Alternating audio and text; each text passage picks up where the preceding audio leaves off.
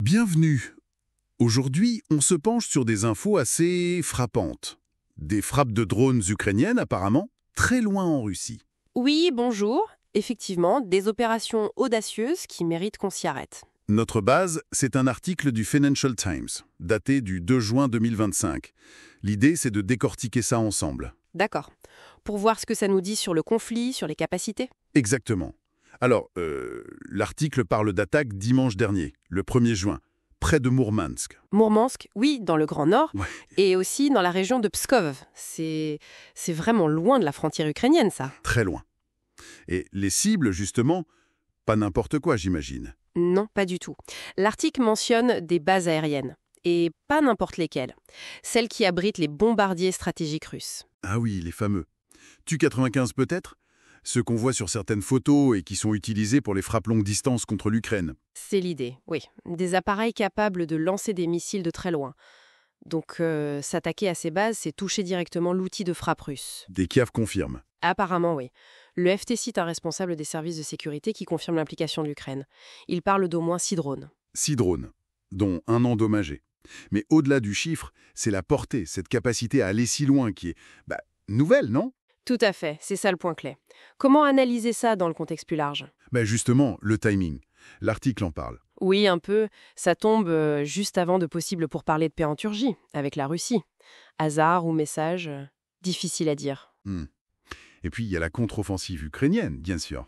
Exactement, ça s'inscrit là-dedans.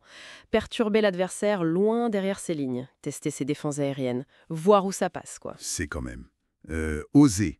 Viser des bases de bombardiers stratégiques. C'est plus qu'une simple piqûre de moustique. Ah non, clairement.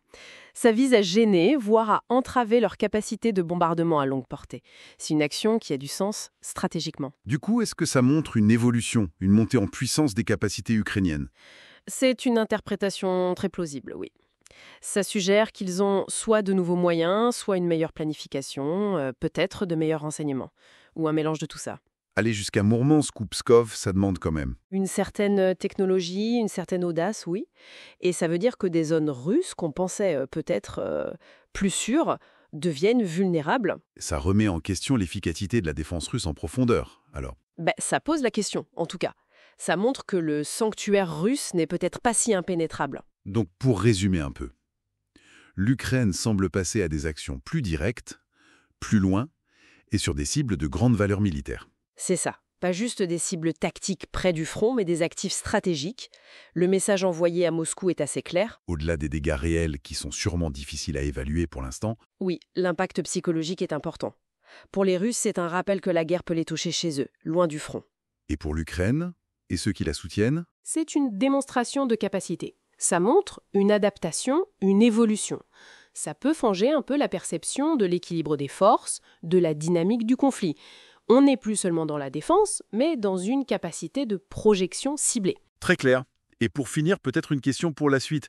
Au-delà de l'impact immédiat de ces opérations, est-ce que ces frappes en profondeur pourraient redéfinir un peu la notion d'escalade? Oui, ou même la nature de la guerre à distance dans ce conflit, et potentiellement dans d'autres avenirs. C'est une vraie question, effectivement.